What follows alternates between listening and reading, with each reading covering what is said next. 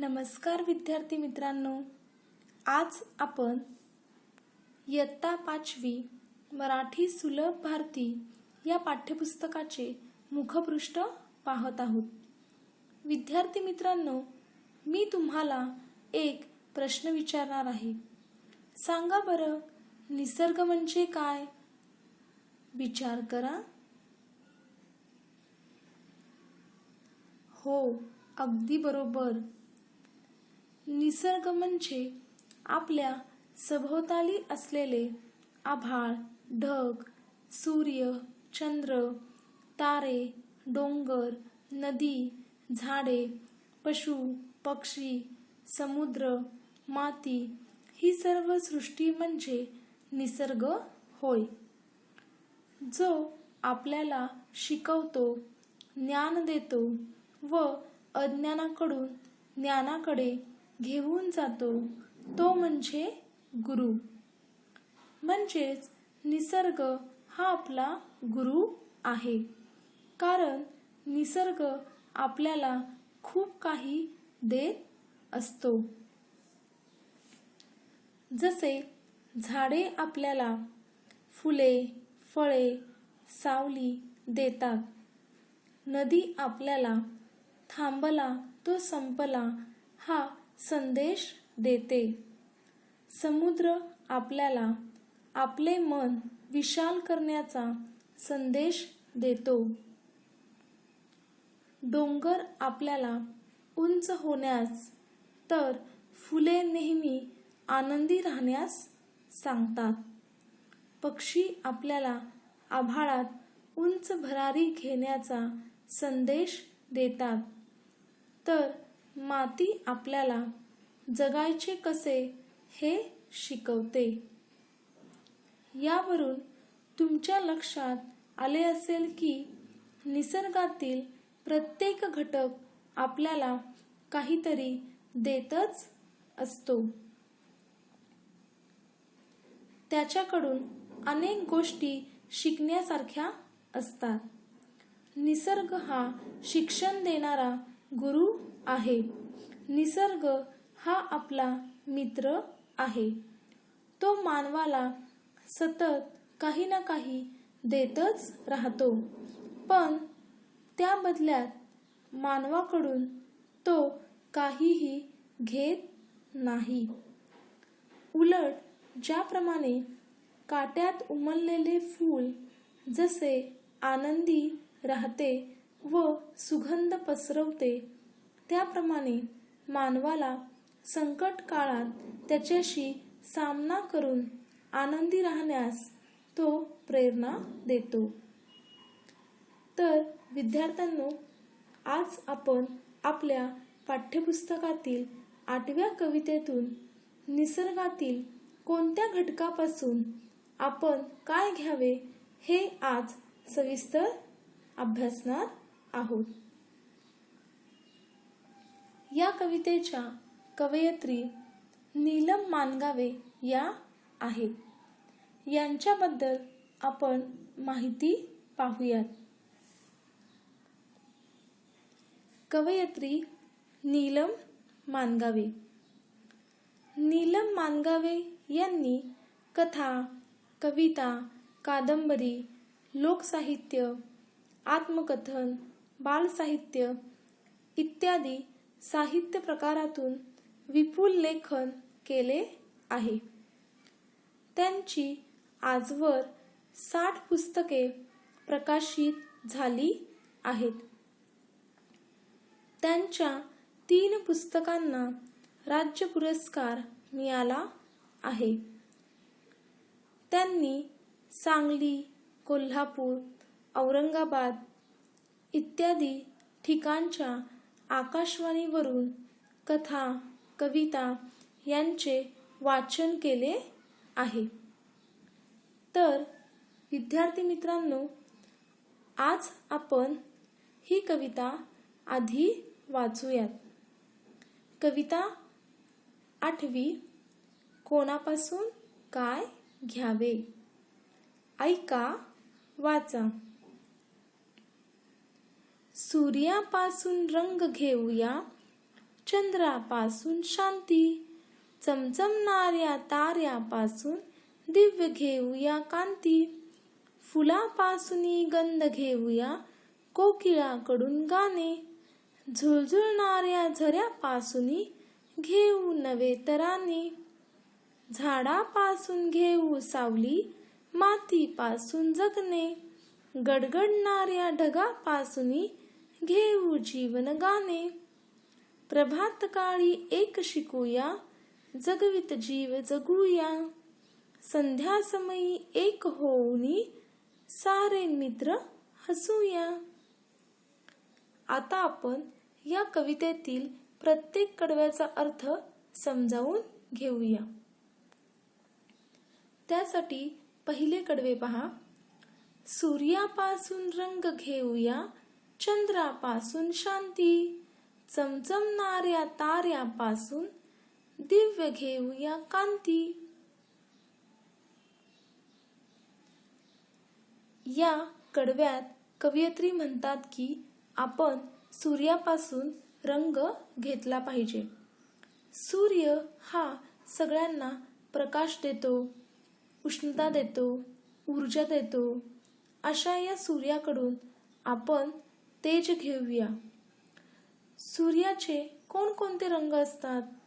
तर सूर्याचे केशरी, पिवळा, लाल असे रंग असतात. केशरी रंग हा शौर्याचे प्रतीक आहे. पिवळा रंग हा कोमलतेचे प्रतीक आहे. तर लाल रंग हा मेहनतीचे किंवा श्रमाचे प्रतीक आहे. असे हे सारे रंग आपण सूर्याकडून घेऊया. कारण सूर्य हा कर्मवीर आहे. म्हणजेच तो सतत काम करत असतो. रात्रंदिवस त्याचे काम चालू असते. तो अजिबात थकत नाही. सूर्य हा तेजस्वी आहे. तर अशा या सूर्यापासून आपण त्याचे रंग म्हणजेच त्याचे हे सारे गुण घेऊया असे कवयित्री येथे म्हणतायत. तर चंद्र हा शांत आहे. कारण तो सूर्या इतका तापट किंवा तापत नाही. चंद्र आपल्याला शीतलता देतो. शीतलता म्हणजेच थंडावा देतो. त्याचा स्वभाव शांत आहे. त्याच्याकडे पाहिल्यावरच आपल्याला शांती मिळते. तर इथे कवयित्री म्हणतात की अशा या चंद्राकडून आपण शांती घेऊया. तसेच आकाशातील तारे हे खूप चमचम करतात. म्हणजेच ते इतरांना प्रकाश देण्याचे काम करतात. तर अशा या दिव्य म्हणजे अद्भुत अशा या ताऱ्यांकडून आपण कांती म्हणजे तेज घेऊया. काळोखातही हे तारे जसे तेजस्वीपणे चमकतात त्याप्रमाणे आपण ही चमकूयात व त्यांचा हा गुण घेऊयात असे इथे कवयित्री सांगतायत. आता दुसरे कडवे पहा. फुलापासून गंध घेऊया, कोकिळाकडून गाणे. झुळझुळणाऱ्या झऱ्यापासून घेऊ नवे तराने. या कडव्यात कवयित्री म्हणतात की आपण फुलांपासून गंध म्हणजे सुवास घेऊया. फुले ही सगळीकडे आपला सुगंध पसरवतात व वातावरण आनंदी करतात. अशा या फुलांकडून आपण गंध घेऊयात व आपले जीवन ही आनंदी बनवूयात असे कवयित्री येथे म्हणतात. तसेच आपण कोकिळाकडून गाणे घेऊयात. तो तिचा गुण आहे की ती मधुर गाणे गाते. अशा या कोकिळाकडून आपण ही गाणे शिकूयात असे कवयित्री येथे म्हणतात. तसेच झुळझुळणाऱ्या म्हणजेच झुळझुळ असा आवाज करणाऱ्या झऱ्याकडून, झरा म्हणजे पाण्याचा वाहणारा प्रवाह, त्याच्याकडून आपण नवे तराने घेऊया. तराने म्हणजेच गाणे घेऊयात. या झऱ्याकडून आपण कसे आनंदी राहत पुढील वाटचाल करायची हे शिकूयात, असे इथे कवयित्री म्हणताय. आता तिसरे कडवे पहा. झाडापासून घेऊ सावली, मातीपासून जगणे, गडगडणाऱ्या ढगापासून घेऊ जीवन गाणे. या तिसऱ्या कडव्यात कवयित्री म्हणतात की झाडापासून आपण सावली घेऊयात, म्हणजेच झाड आपल्याला खूप उपयोगी पडते व झाड आपले हे उन्हापासून संरक्षण करते, आपल्याला सावली देते, फळे फुले पाणी देते, आपल्याला मदत करते, आपल्याकडून कोणतीही अपेक्षा ते करत नाही.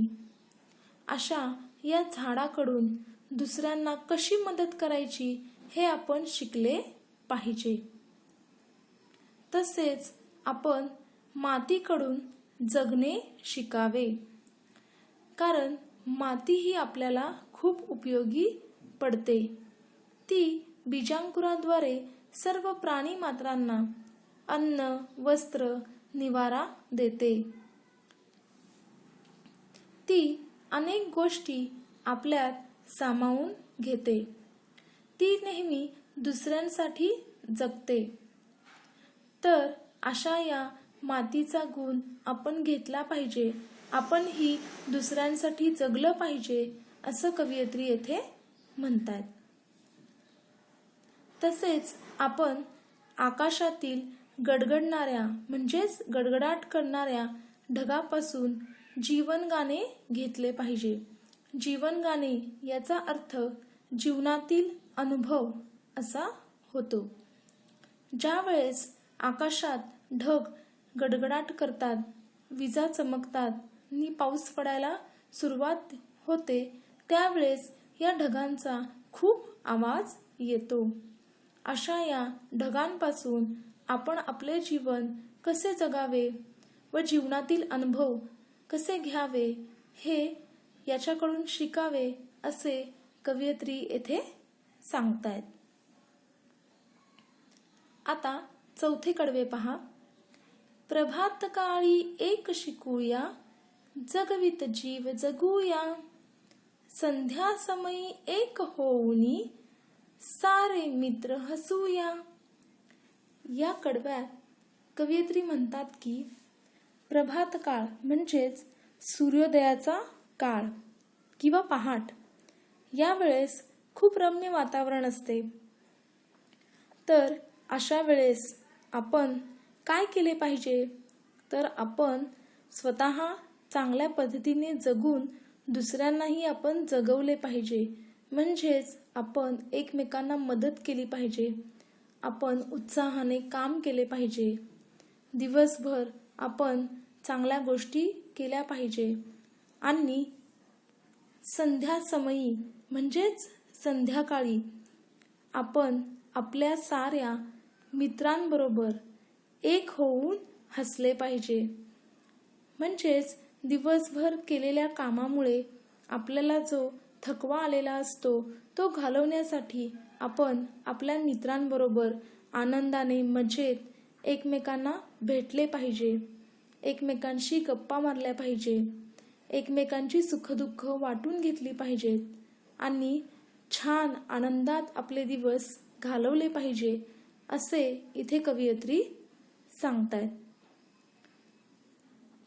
या कवितेत कवयित्रीने आपल्याला निसर्गातील प्रत्येक घटकाकडून काहीतरी शिकण्यास सांगितलेले आहे. अशा प्रकारे आपण कोणाकडून काय घेतले पाहिजे व आपले आणि इतरांचे जीवन आनंदी कसे केले पाहिजे हे कवयित्रीने आपल्या सोप्या भाषेत आपल्याला सांगितले आहे. आता आपण या कवितेतील शब्दार्थ पाहूया.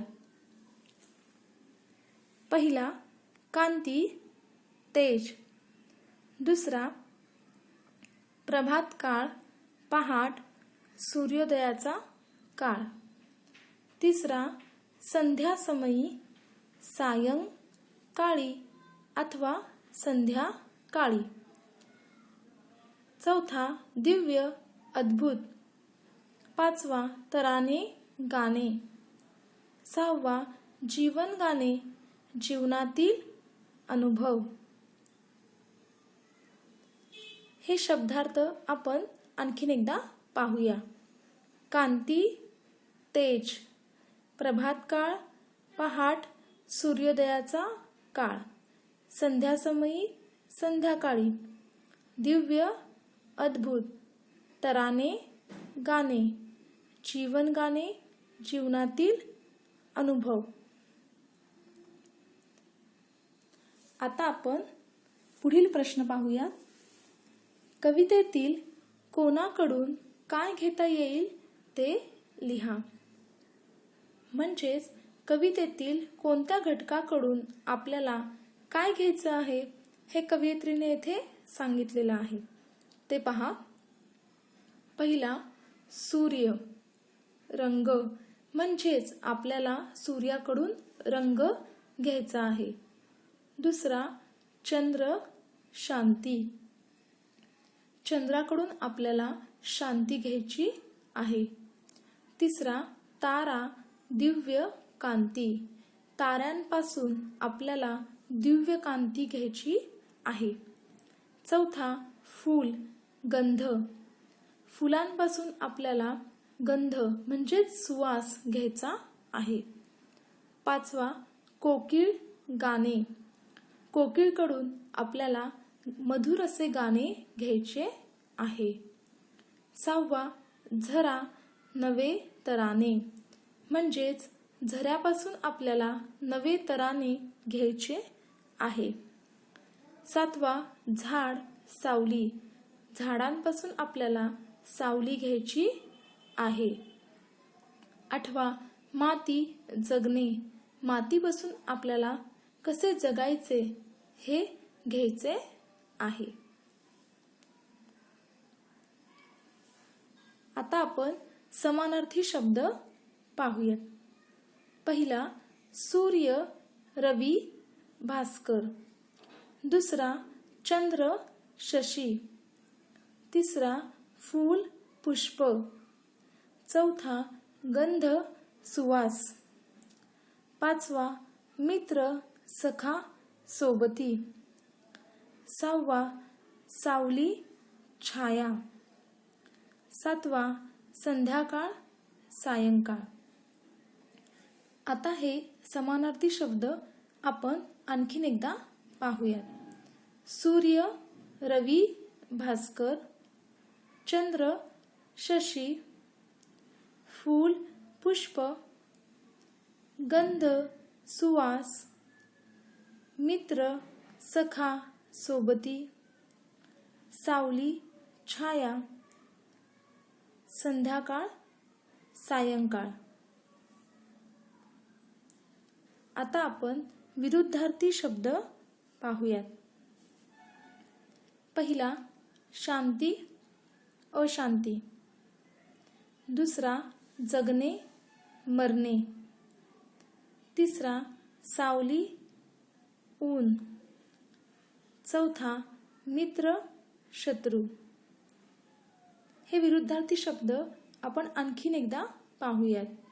शांती, अशांती, जगणे, मरणे, सावली, ऊन, मित्र, शत्रू. आता आपण वचन बदला पाहूयात.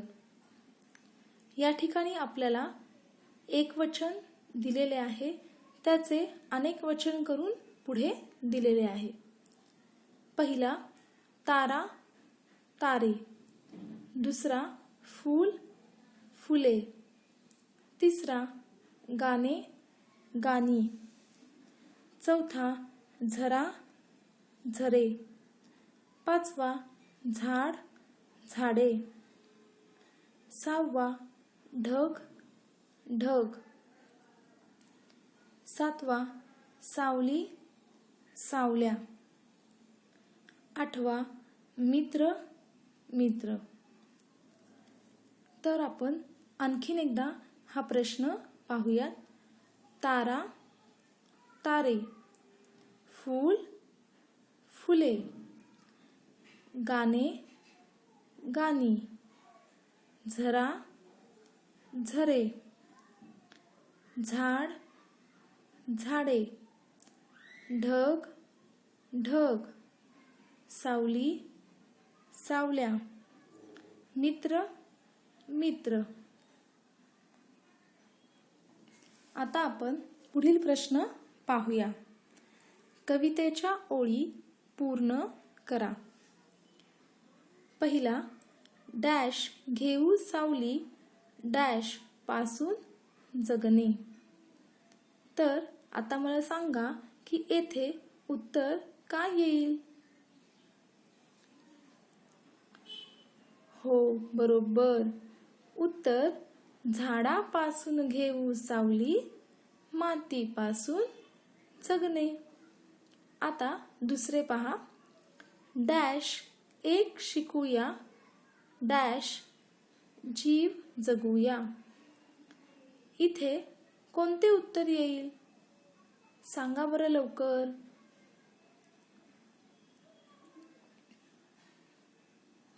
हो, अगदी बरोबर. उत्तर प्रभातकाळी एक शिकूया जगवित जीव जगूया. आता तुम्ही माझ्यानंतर म्हणा. झाडापासून घेऊ सावली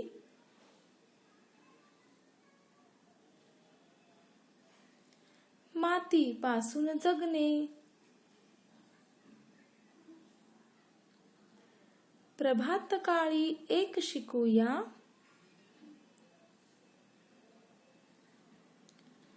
जगवित जीव जगूया.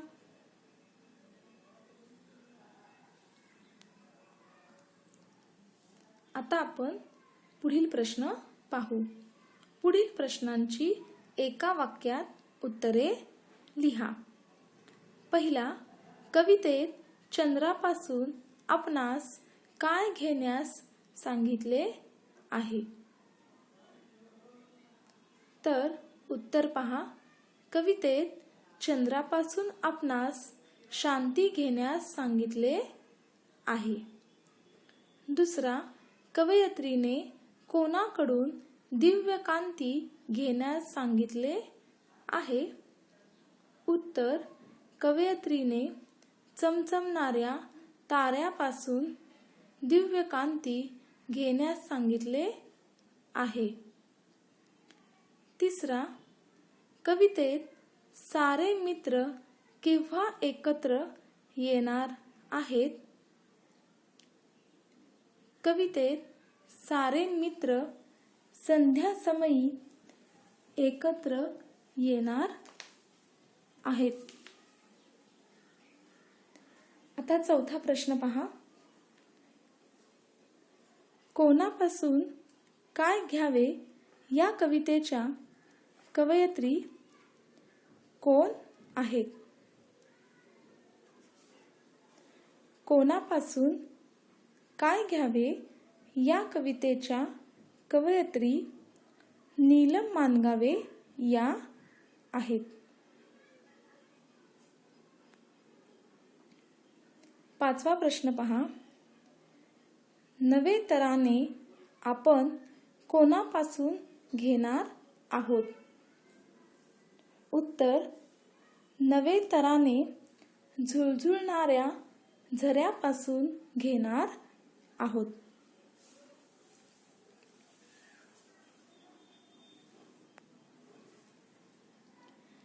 या कवितेतून आपण काय शिकलो? की मानवाने निसर्गावर खूप प्रेम केले पाहिजे. निसर्गाच्या सानिध्यात त्याने राहिले पाहिजे. निसर्गातील प्रत्येक घटक आपल्याला काही ना काही देतोच. त्याची आपण जाण ठेवली पाहिजे. आपण कृतज्ञ राहिले पाहिजे. निसर्गाचे संवर्धन, जतन केले पाहिजे. त्याचा होणारा ऱ्हास आपण थांबवला पाहिजे. विविध प्रकारचे होत असलेले प्रदूषण आपण कमी केले पाहिजे व निसर्गातील प्रत्येक घटकाकडे असलेले गुण आपण घेतले पाहिजे. कारण निसर्ग हा आपला मित्र आहे. तो आपल्याला अनेक गोष्टी देतो, त्या बदल्यात तो काहीही मागत नाही. आणि म्हणून अशा निसर्गावर आपण नितांत प्रेम केले पाहिजे, हे आपण इथे शिकतो. तर विद्यार्थ्यांनो, ही कविता आपण अजून एकदा पाहूयात. कविता 8वी, कोणापासून काय घ्यावे. माझ्यानंतर तुम्हीही ही कविता म्हणा. सूर्यापासून रंग घेऊया, चंद्रापासून शांती, चमचमणाऱ्या ताऱ्यापासून दिव्य घेऊया कांती. फुलापासून गंध घेऊया, कोकिळाकडून गाणे, झुळझुळणाऱ्या झऱ्यापासून घेऊ नवे तराने. झाडापासून घेऊ सावली, मातीपासून जगणे. गडगडणाऱ्या ढगापासून घेऊ जीवन गाणे. प्रभात काळी एक शिकूया, जगवित जीव जगूया. संध्या समयी एक होऊनी, सारे मित्र हसूया.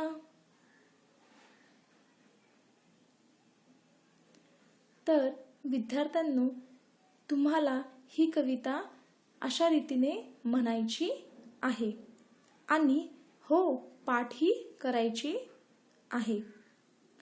विद्यार्थी मित्रांनो, तुम्हाला ही कविता आवडली ना? तुम्हालाही निसर्गाच्या सानिध्यात राहायला आवडेल ना?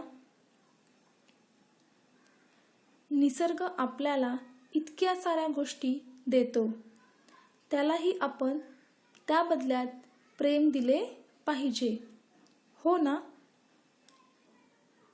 तर तुम्हाला ही कविता कशी वाटली? आवडली ना मुलांनो? आणि ही कविता व त्याचा अर्थ समजला ना? मग तुम्ही काय विचार केलाय? तुम्ही निसर्गाशी जवळता साधणार ना? तुम्हाला जेव्हा वेळ मिळेल त्यावेळेस तुम्ही निसर्गाच्या जवळ जाऊन त्याचा अनुभव घेणार ना? निसर्गातल्या अनेक गोष्टी आपल्याला खूप काही देतात, त्या फक्त आपल्याला आनंदाने घेता आल्या पाहिजेत व प्रत्येक गोष्टीतून आपण चांगल्या गोष्टी शिकल्या पाहिजे.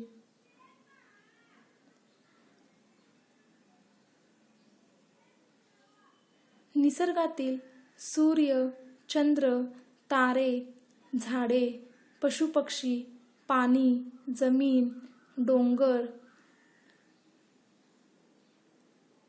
हवा अशा अनेक गोष्टी आपल्याला खूप दररोजच्या जीवनामध्ये खूप मदत करतात. तर या साऱ्या गोष्टींबद्दल आपण कृतज्ञता ही व्यक्त केलीच पाहिजे, हो ना? तर तुम्हाला ही कविता समजली ना विद्यार्थ्यांनो? धन्यवाद विद्यार्थ्यांनो.